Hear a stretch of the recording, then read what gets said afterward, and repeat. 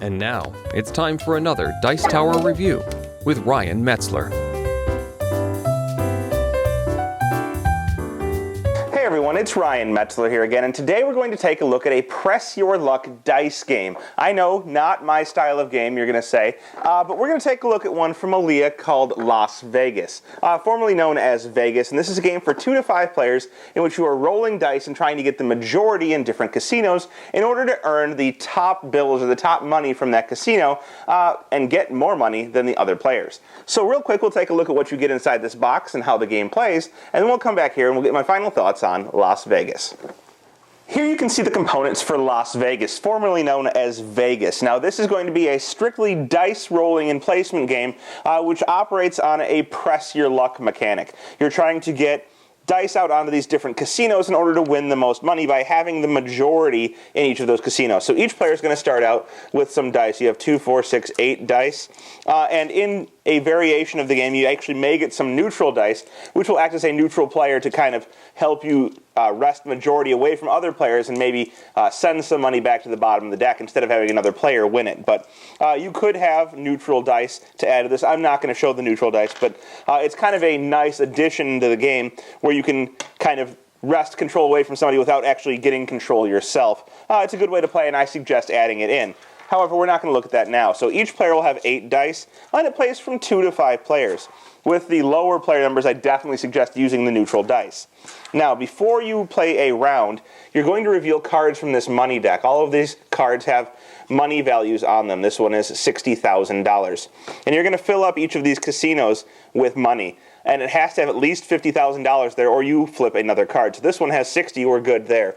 The next casino gets a 30, and then we take a second card, and it has a 50. So now we're at 80, and this one gets 30. We flip another card, 30. We're at 60 for that casino. A 20, another 20, and an 80. So there's 120 at that casino, an 80 at this casino, and at this casino we have $100,000. After this is done, the first player is going to roll their dice. You'll see they'll get some numbers here. So we have a 1, we have some 4s, 1, 2, 3 4s. We have a 2, a 5, and 2 6s. And they're going to choose one number of dice, one number on these dice, so for example 4, and they would place those dice on the matching casino. Well, we'll see that the 4 casino is right now worth $120,000, but when you win this, you're only going to get the best card from that area, so $80,000 is pretty good. If they have a majority there, they'd like to have a majority there and get $80,000. And at this point, their turn is done. They've placed their dice, and the next player would go, and they would, of course, roll their dice. And those players are going to choose one number from their dice. So they have a pair of 6s, they have a pair of 2s, a pair of 3s, and a pair of 1s. They're going to, assess which one of these they like the best. 6s would get them $80,000 if they had the majority, so maybe they place the 6s there. And then the next player would roll. You're going to see people will keep rolling like this until all of their dice are placed. So you're trying to place all of your dice in order to get majority in different areas, or even sometimes to come in second in different areas to get money from those areas as well. So this player rolled 5 2s.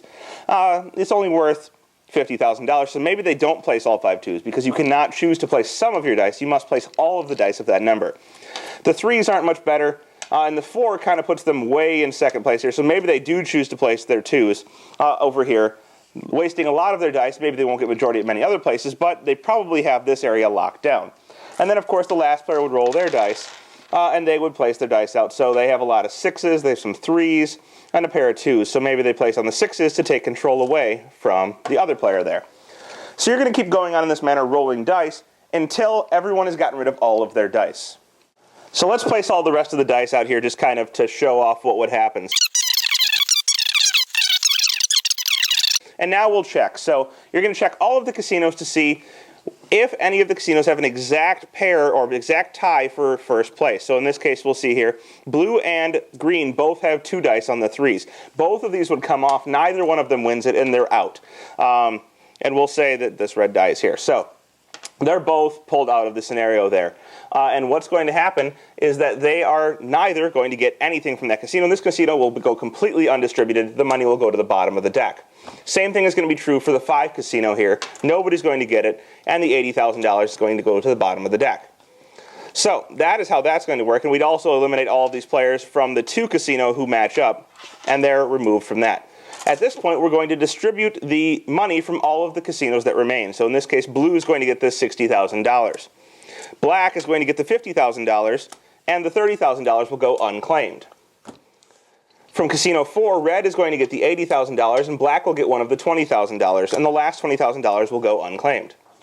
And then from the last casino there, green will get the $80,000, blue will get the $20,000, and red, unfortunately, gets nothing. After this, you're going to go on to another round, and you're going to, again, distribute money from these to get at least $50,000 in each of the areas. You're going to play 4 rounds in this exact same manner, and at the end of that, whoever has the most money will be the winner. Well, there you have it. That is Las Vegas from Aaliyah Ravensburger Games. A pretty simple little dice rolling game, one that's not bad. I actually enjoyed it a lot more than I thought I would based on what it was from when I read the rules. I was like, oh great, it's another dice rolling game. I'm going to roll the dice, I'm going to place the dice, and it's not going to be any good. And that's not really true. I rolled the dice, and when you play with those extra dice, each player gets a certain amount of extra dice. In a 2-player game, you get 4 extra dice. In a 3-player game up to a 4-player game, you get 2 extra dice. And with those extra dice, you get to place them out with your dice, or instead of your dice, if you only roll the number that you're placing on the white dice, or the neutral dice. With those dice, you can place them out to block other players from getting anything. And so there's a lot more strategy with those neutral dice and where to place or how to place your dice. Maybe you don't place optimally with what you rolled so that you can place the neutral dice to prevent your opponent from getting some money. So it adds an extra layer of strategy. I would definitely suggest if you're going to play Las Vegas, you play with that addition. Now, a few other game suggestions based on this line. Not saying Las Vegas is bad. It's great if you like the push your luck style. If you want something very simple you can play in 10 minutes, it's going to be awesome.